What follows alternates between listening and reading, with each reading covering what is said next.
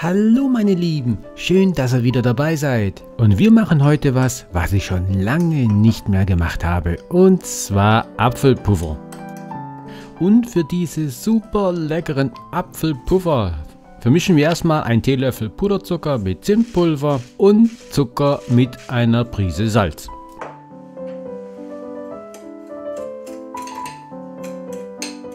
Ja, und geraspelte Äpfel verarbeiten wir nachher und für diese brauchen wir Zitronensaft von einer Zitrone.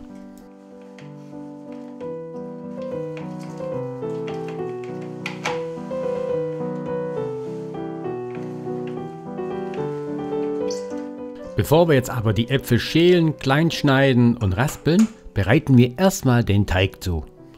Der Teig soll nachher schön fluffig sein, das heißt also, wir trennen die Eier.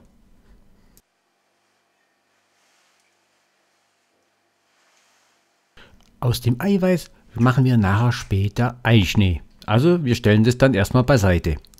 Die Eigelbe, die schlagen wir cremig auf mit dem Handmixer.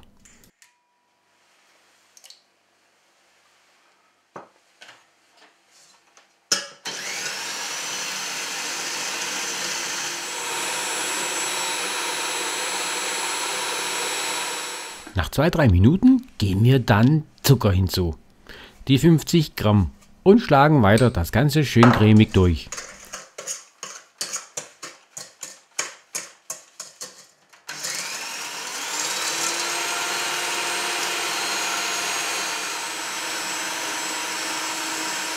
In dem Moment sieht das Ganze in der Schüssel für mich immer so richtig schön lecker aus.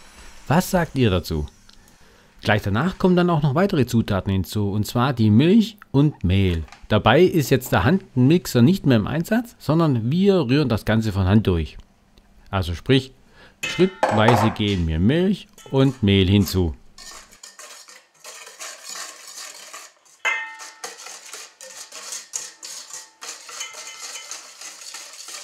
Ich kriege da einfach ein bisschen mehr Feeling dafür, welche Konsistenz der Teig erreicht hat.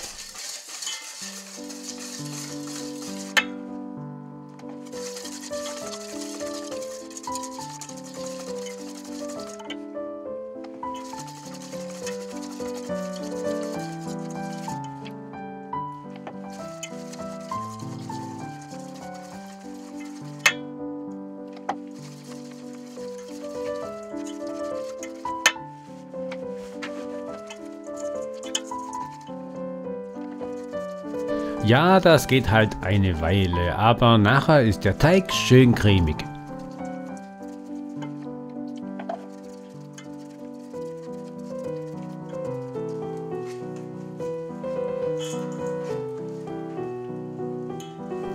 Jetzt machen wir aber noch kein Eischnee hinzu, sondern wir stellen den Teig beiseite, weil jetzt schälen wir die Äpfel, entkernen sie und raspeln sie fein in eine Schüssel. Natürlich solltet ihr beim Raspeln aufpassen. Bei mir zu Hause gab es da mal schon Unfälle, obwohl ich es paar Sekunden vorher gesagt hatte, dass sie richtig scharf ist, meine Raspel. Naja, ich bin da auch nicht viel besser. Wie oft habe ich mich mit dem Messer schon in die Finger geschnitten, sogar bei der ZDF-Küchenschlacht. Okay, kommen wir wieder zu den Äpfeln zurück. Also wir raspeln die Äpfel, aber nicht ganz so fein, ja? Das Ganze sollte schon gröber sein, also nicht so fein wie jetzt geriebener Parmesan, gell?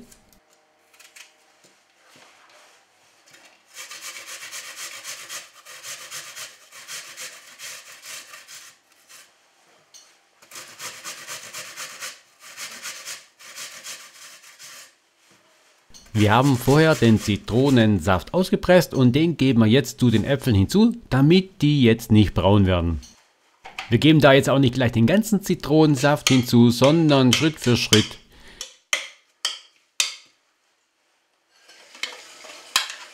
Ja, und ich muss sagen, die Äpfel, die haben eine richtig leckere Farbe.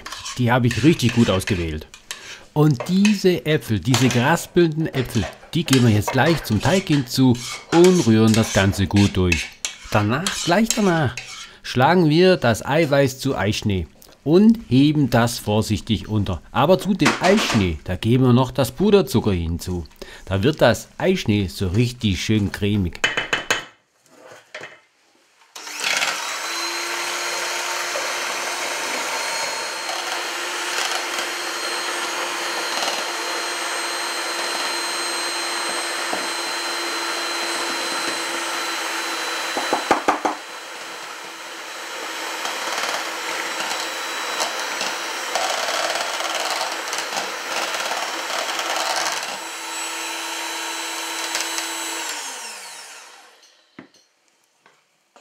ist natürlich klar, dass wir den Eischnee natürlich schön vorsichtig unterheben, bis eine richtig homogene, in der Konsistenz gleich verteilte Masse entsteht.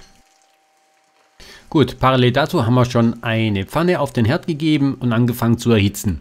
In diese Pfanne haben wir richtig viel Öl oder Butterschmalz hineingegeben. Die Teiglinge, die werden jetzt nur bei niedriger Hitze angebraten. Sie sollen ja nachher auch durch sein, aber nicht verbrannt.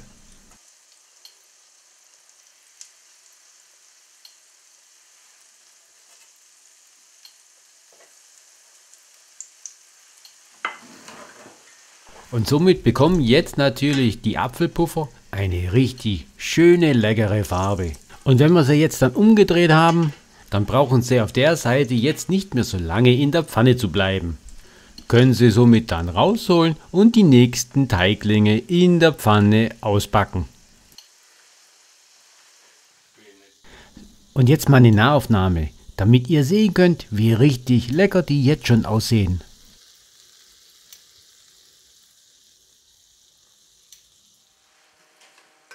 Wir braten natürlich das Ganze so lange an, bis kein Teig mehr übrig ist und der Teller überläuft vor lauter leckerer Apfelpuffer.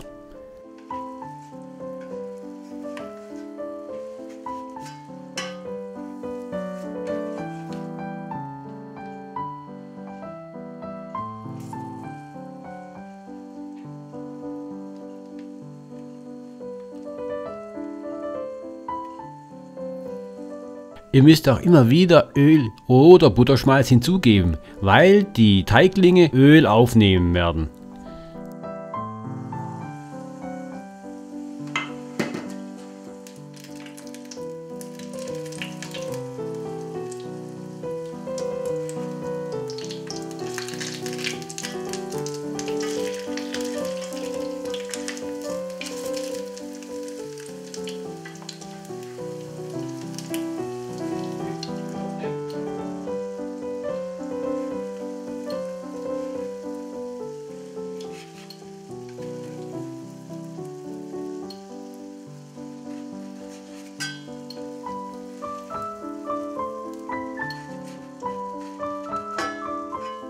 So, jetzt haben wir dann auch mal alle Teiglinge ausgebacken und jetzt können wir uns so ein paar Apfelpuffer auf den Teller geben. Natürlich sind sie dann noch schön warm und eine Sache müssen wir jetzt noch tun, und zwar diese Zimt-Zuckermischung, die müssen wir jetzt dann mit dem Sieb noch darüber geben. Das pusht jetzt noch den Geschmack so richtig schön nach oben. Also das dürft ihr jetzt nicht vergessen.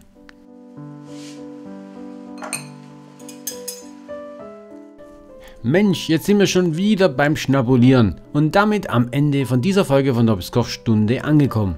Also, probiert's mal, dieses Rezept, es ist super lecker, ich kann es jedem nur empfehlen und ich würde mir freuen, wenn ihr mir berichten würdet, wie es geworden ist. Also, ich sage tschüss, bis zum nächsten Mal, bleibt gesund und bleibt am Ball.